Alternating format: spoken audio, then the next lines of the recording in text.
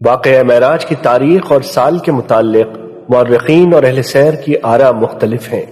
ان میں سے ایک رائے یہ ہے کہ نبوت کے 12ویں سال 27 رجب کو 51 سال 5 مہینے کی عمر میں نبی کریم صلی اللہ علیہ وسلم کو معراج کرائی گئی۔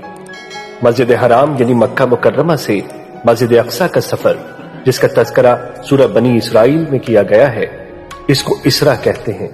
اسرا کے معنی رات کو لے جانے کے ہیں۔ ارشاد باری تعالیٰ ہے، سبحان الذي أسرى بعبده ليلا من المسجد الحرام إلى المسجد الأقصى الذي باركنا حوله لنريه من آياتنا إنه هو السميع البصير۔ پاک ہے وہ ذات جو اپنے بندے کو راتوں رات مسجد حرام سے مسجد اقصی تک لے گئی، جس کے ماحول پر ہم نے برکتیں نازل کی ہیں تاکہ ہم انہیں اپنی کچھ نشانیاں دکھائیں۔ بے شک وہ ہر بات سننے والی، ہر چیز دیکھنے والی ذات ہے۔